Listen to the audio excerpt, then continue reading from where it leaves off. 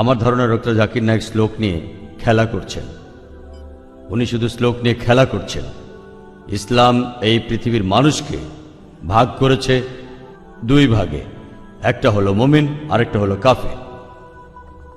অবশ্যই আমরা ইসলাম ধর্মের এই কথাগুলো বিশ্বাস করি না, মানতেও পারি না।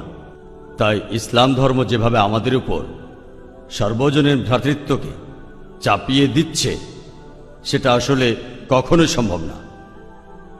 ইসলাম মানুষের মধ্যে শুধু বিভেদ তৈরি করে। তাদের মধ্যেও আছে শিয়া, সুন্নি, এছাড়াও ইসলামে আরো 70টা গোত্র আছে। হ্যাঁ, আমি আমার প্রশ্ন করছি, সমস্যা ইসলাম এটা দিতে পারবে না। পৃথিবীতে একমাত্র হিন্দু ধর্মই আমাদের সর্বজনীন ভ্রাতৃত্ব উপহার দিতে পারবে। এক কাম সত্তা বিপ্র বহুদা ভদান্তি, একটু আগে আপনি বললেন। ইসলাম এটা কোনোভাবেই মানে না। গরু হত্যা করছে, কাফির হত্যা করছে, তাদের সম্পত্তি কেড়ে নিচ্ছে, লুট, নারী নির্যাতন। ইসলামই বলে ভ্রাতৃত্ব, তাহলে কিভাবে আসবে? আপনার মুখে ভ্রাতৃত্বের কথা আসলে শুধু শ্লোক নিয়ে খেলা করা। আপনি আসলে হিন্দু ধর্ম বলতে গিয়ে ইসলাম ধর্ম বলে ফেলেছেন। ভাই, আপনি বেশ কিছু মন্তব্য করেছেন। আর ইসলাম বলে ইন্নাল্লাহা মা'আস সাবিরিন, নিশ্চয়ই আল্লাহ তাদের সঙ্গে আছেন যারা ধৈর্যশীল। ভ্রাতৃত্ব বজায় রাখতে গেলে আপনাকে ধৈর্যশীল হতে হবে। ধৈর্যশীল যদি আমরা না হই, তাহলে ভাইয়ের সাথে ভাইয়ের যুদ্ধ লেগে যাবে। ইসলাম বলছে সূরা আল বাকারার 153 নম্বর আয়াতে আছে, ইন্নাল্লাহা মা'আস সাবিরিন, নিশ্চয়ই আল্লাহ ধৈর্যশীলদের সঙ্গে আছেন। আর ভ্রাতৃত্ব বজায় রাখতে চাইলে ধৈর্যশীল হতে হবে। আর আমি এখানে উপস্থিত গুরুজনদের শ্রদ্ধা করি। তিনি হয়তো হিন্দু ধর্ম সম্পর্কে ভালো জানেন, তবে দুঃখিত যে আমি তার সঙ্গে একমত নই। ইসলাম সম্পর্কে তার জ্ঞান কিছুটা কম। আর ওনার সাথে আমি একমত যে ইসলাম ধর্মে মানুষকে দুই ভাগে ভাগ করা হয়। একটা হলো যারা বিশ্বাসী মুমিন, আরেক দল হলো কাফির, উনি যেভাবে বললেন। আর প্রত্যেক ধর্মেই দুই প্রকার মানুষ আছে, এমনকি হিন্দু ধর্মেও হিন্দু আর অহিন্দু। খ্রিস্টান ধর্মে খ্রিস্টান আর অখ্রিস্টান, ইহুদি ধর্মে ইহুদি আর নন ইহুদি, ইসলামে মুসলমান আর অমুসলমান। তাহলে ইসলাম আলাদা হলো কি করে? আর আমি এখানে হিন্দু ধর্মের সমালোচনা করব না, আমি সমালোচনা করব না। কিন্তু আজকের এই লেকচারে আমি হিন্দু ধর্ম নিয়ে কথা বলবো, কারণ আমি বিভিন্ন ধর্মের একজন ছাত্র হিসাবে আমি বেদ পড়েছি, আমি উপনিষদ পড়েছি। তবে এখানে ছোট্ট একটা মন্তব্য করি। হিন্দু ধর্মগ্রন্থ বেদে আছে যে এই মানুষ জাতি সৃষ্টি হয়েছে সর্বশক্তিমান ঈশ্বরের 4টে অংশ থেকে। তার মাথা থেকে এসেছে ব্রাহ্মণ, বুক থেকে এসেছে ক্ষত্রিয়, আর উরু থেকে বৈশ্যরা ব্যবসায়ী জাত, আর পা থেকে শূদ্ররা বর্ণপ্রথা। আমি এটা নিয়ে মন্তব্য করতে আসিনি, আমি এটা চাই না। আমি চাই না হিন্দু ভাইদের মনে আঘাত দিতে। ইসলাম ধর্ম এটার অনুমতি দেয় না। আমি এসব নিয়ে মন্তব্য করছি না, কোনো ধর্মের সমালোচনা করছি না, আমি কারো সমালোচনা করছি না। আমি কথা বলছি না যে কোনো ধর্ম ভুল। তবে আপনি যদি ভালোভাবে বেদ পড়ে থাকেন, আপনি এখানে সবাইকে বলতে পারেন বেদে কথা বলে কিনা যে স্রষ্টার মাথা থেকে ব্রাহ্মণ এসেছে, তার বুক থেকে ক্ষত্রিয়রা এসেছে, উরু থেকে এসেছে বৈশ্যরা ব্যবসায়ী জাত, বিদ্বান গোত্র, যোদ্ধা গোত্র, ব্যবসায়ী গোত্র, শূদ্র। শূদ্ররা হলো সবচেয়ে নিম্নবর্ণ। আর ডক্টর আম্বেদকর এটা নিয়ে বই লিখেছেন। আমি সব খুলে বলছি না। হিন্দু ধর্ম আমি ভালোভাবে পড়েছি।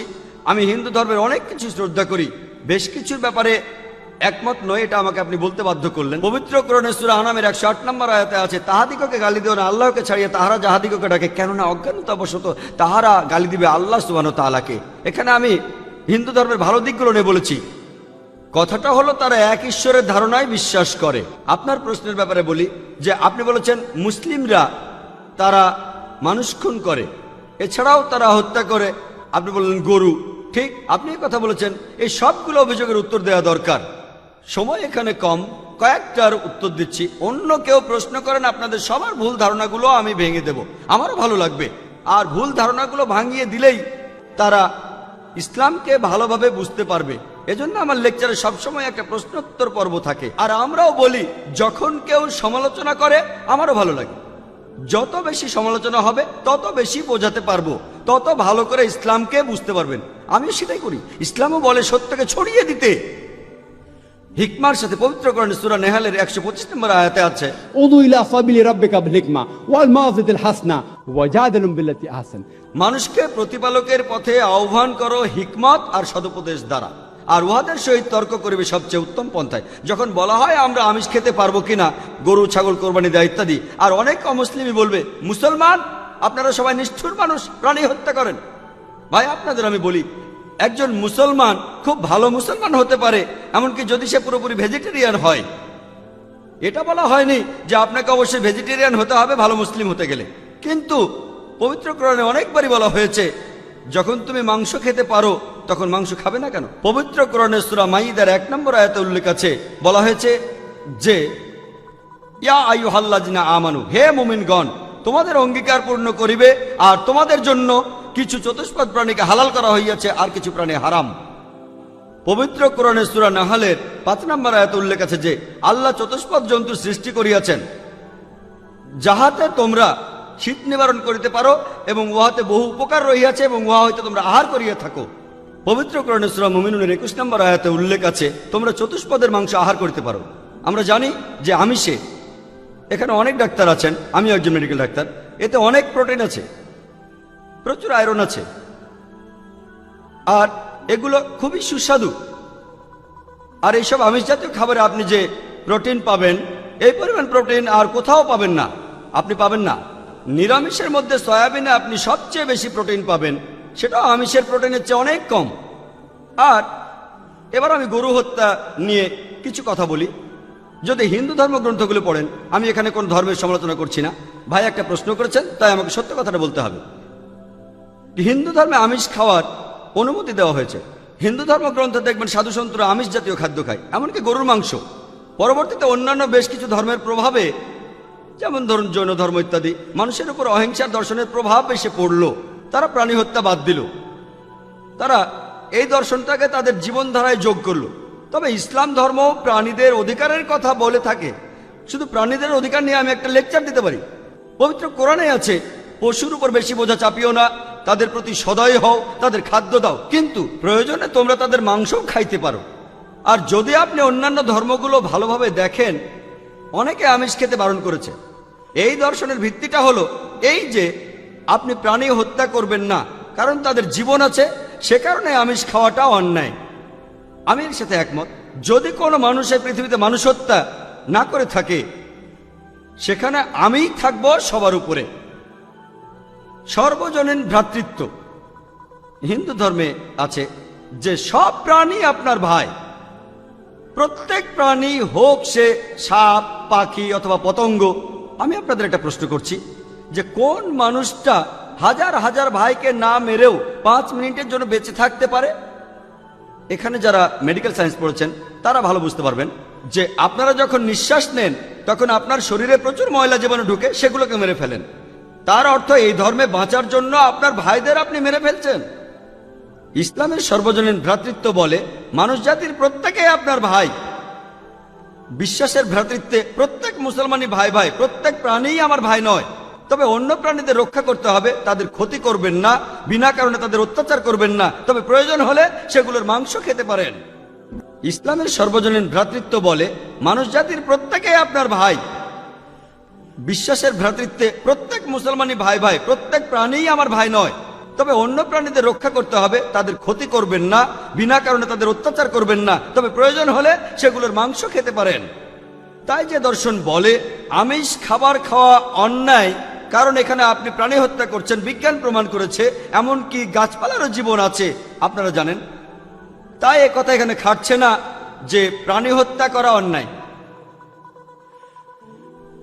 তাই এখন তারা যুক্তিটা পাল্টে বলল যে আচ্ছা, গাছেরও জীবন আছে, তবে তারা ব্যথা অনুভব করে না, তাই গাছ হত্যার চেয়ে প্রাণী হত্যা অনেক বড় অপরাধ।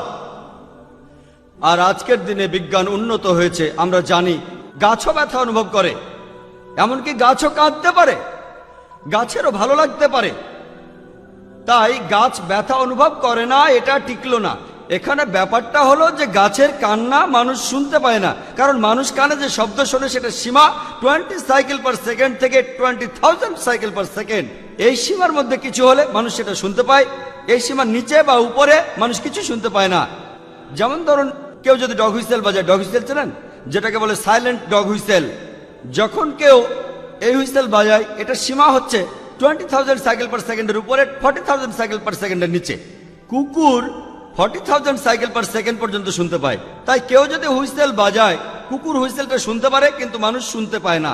এটাকে বলা হয় সাইলেন্ট ডগ হুইসেল। একইভাবে গাছপালার যে কান্নাকাটি আমরা মানুষরা কিছুই শুনতে পাই না, তবে গাছও কাঁদে, তারাও ব্যথা অনুভব করে। আমাদের একজন ভাই বললেন, যিনি বিষয়টা নিয়ে বেশ তর্ক করছিলেন, আর আমাকে বললেন, ভাই জাকির, আপনার কথা আমি মেনে নিলাম যে গাছপালারও জীবন আছে, তারাও ব্যথা অনুভব করে, তবে আপনি কি জানেন যে গাছের দুটো ইন্দ্রিয় কম আছে, তাদের 3টা ইন্দ্রিয় আছে, পশু পাখির ইন্দ্রিয় আছে 5টি।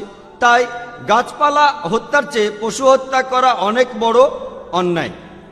আমি তাকে বললাম যে ভাই, ধরুন আপনার একজন ছোট ভাই আছে, সে ছোটবেলা থেকে বোবা আর কালা, দুটো ইন্দ্রিয় কম।